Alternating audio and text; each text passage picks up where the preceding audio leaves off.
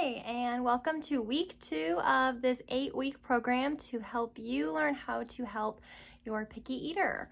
So last week, week 1, our whole focus was on creating a positive environment for mealtime and trying to give a lot of positive reinforcement and kind of change your child thinking that mealtime is negative and it leads to crying and anxiety and punishment, and kind of switching that thought process into mealtime can be fun, it can be special, it can be enjoyable. And I hope that you saw some progress in that, even if it was just the smallest amount. This does take a really long time, unfortunately, and you have to really just hone in on those really small accomplishments and celebrate them along the way. So if you haven't seen progress or you've just seen very minimal, it's only been 1 week. And this week we're gonna work on something a little bit different, but we're not gonna forget about everything that we did last week. We're gonna build off of everything we did last week. So I want you to continue to focus on making mealtime a positive experience, overloading on the positive reinforcement and trying not to acknowledge the negative behaviors whenever possible. Also, I want you to continue to narrate when you're eating and talking about the foods, describing the foods, and kind of narrating the self-talk that you may have in your head or that you want your child to have, like, I may not like it, but I'm going to try it anyways, and things like that. So this week, the focus is going to be kind of expanding your child's knowledge about foods, food groups, nutrition, balanced diet, and things like that. And this may, again, seem like, why are we doing this? What is the point of this?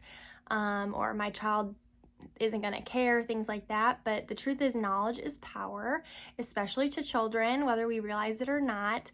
And we also want to empower your child to be intrinsically motivated and we want them to want to eat foods because they know it's good for them or because they want to, and not just because we're telling them to. And that is kind of how we're going to get that long-term lasting success. So we're going to just start by introducing the knowledge about food groups and a well-balanced diet and things like that, and then just kind of build off of that from there. So there's many ways you can go about this, and you can choose to go about it any way you want. The way that I'm going to suggest and what I'm going to talk about is by using MyPlate. And if you don't know what MyPlate is, it's kind of like what we learned about as the food pyramid.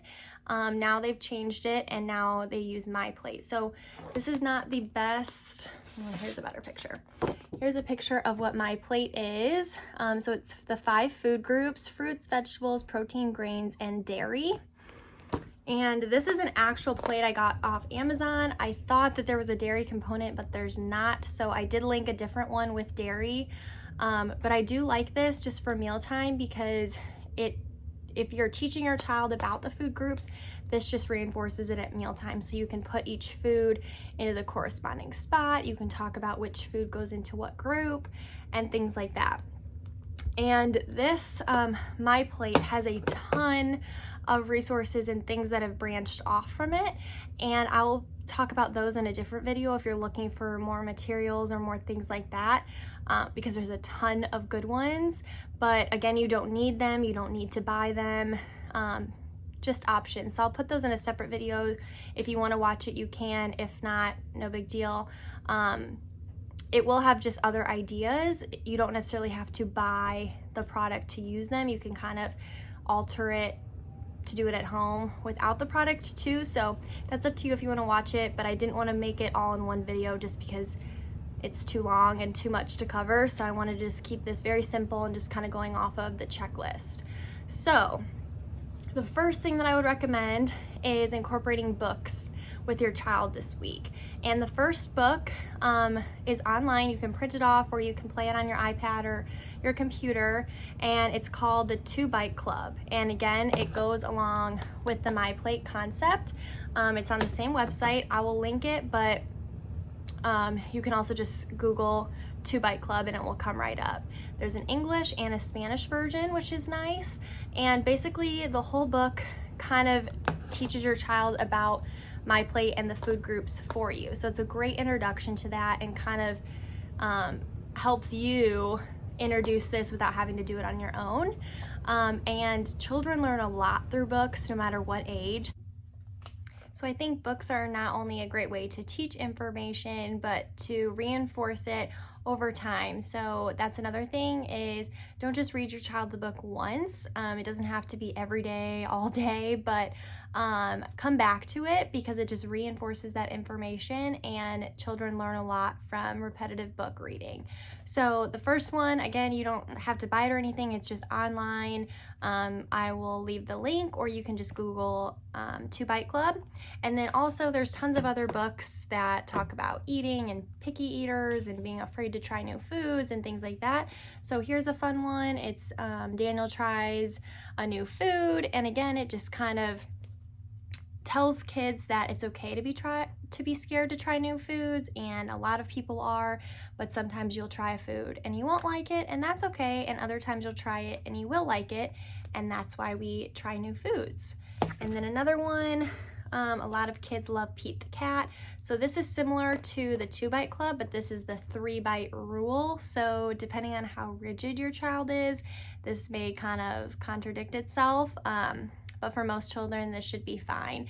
But this is the same idea, so it just talks about being scared to try new foods and just trying new things in general. So this kind of talks about food, but it also talks about trying new things. Like one thing was trying a pogo stick, and that you should try it 3 times before you decide if you like it or not. So they take 3 bites of the foods, or they try something 3 times. So those are just 2 other books that I like. So that is the My Plate. Again, I have another video with some more ideas and things like that that go along with My Plate. There's some stickers, there's a game, but I'll talk about those in the other video. So the next thing that I want to talk about is just introducing new foods, playing with food, and teaching your child through play. So I'm sure most people have toy food or play food at home. If you don't, this is just what I have handy, but there's a lot of other options. This is just fruits and vegetables, but it's cute. You can sort them by color. But basically you just want to play with the food with your child, and as you're playing, label the foods. There might be some new ones that they don't know about. Describe them. This was something I mentioned last week as one of my must-haves. It's these disposable placemats, and what I love about this is it just gives you a great way to talk about food and to describe it, and it takes all the guesswork out. So it talks about what you see, the color, the shape, the size, what it feels like, the temperature, what you hear when you push it in your hands or when you take a bite. And then in the middle, it's not the exact My Plate, but it's very similar. And then you can talk about the smell, the taste, and then there's a little rating scale. Do you like it? So these are things, even if you don't have this, keep in mind all of these things when you're talking about food and describing it, because something I think that we kind of forget is children don't know what salty is until they're eating a pretzel and they're licking all the salt off of it, and you tell them like, oh, you are licking all the salt, you must like salty foods. They don't automatically know, like we do, what salty tastes like. They also don't know about textures, so they don't know crunchy versus soft or squishy or gooey or all of those things. So when you're eating your own food, describe it using all of these different things. Describe foods that they already like. So if they are only eating chicken nuggets, you know, you can talk about what it feels like, what it smells like, what it tastes like. Is it hard or is it soft? Is it crunchy? No, not really crunchy, unless they maybe like it really well done and they like it crunchy. And then you can later connect those dots to other crunchy foods or other mushy foods and things like that. So it's just a good thing to start doing now to help them learn about describing food and what all these different things mean. So again, you don't have to do that at the dinner table. You can do it with play food as well. So play restaurant, play grocery store, play cashier, play house, and someone will cook the dinner, and someone, maybe you have baby dolls and they'll eat the dinner. Play it with Barbies. You know, however you can do it, just focus on that food aspect, labeling the food, describing the food. Something else, again, I talk about this in the other video, but I wanted to show it. If you maybe don't have a bunch of play food, this set is awesome. It comes with a placemat and then all the food groups, and they stick on here. Again, my plate. And then it comes with all this felt food. So, I mean, it comes with tofu, so foods that they may not know about, pineapple, peanut butter, rice, potatoes, bananas, pizza, donuts, and I love because they're very realistic pictures. So this is a great way to talk about the food groups and what group they go into, which ones they like, which ones they don't like, which ones they've never heard of, they've never seen before. So if you're looking for a good activity or some fake food, this is all felt, so I will link that too. Then the next thing I wanted to share is helpful for you. Before we started, I posted a log to log the foods that your child already likes, just so you can keep a record and see kind of progress as we go along. You can use that, or I've done this before, I'll post this as well. I cut all of these out and then I hole punch them and put a little ring on it, and we make a little food I like book. So it says, today I tried, a picture, thumbs up, to the side, down, and then I said I will eat this food at home or at school.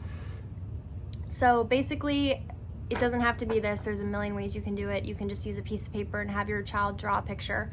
But this is just kind of a fun way for your child to tell you what foods they like, and then they have a little book of it, and you can see how many foods they like. And then as we go on, when they start to like a new food, you can add it to their book and, you know, make it a big deal, and it'll be exciting for them to make their book grow. Also, when you're doing this, pay attention to any patterns that you see. So think about the texture, the color.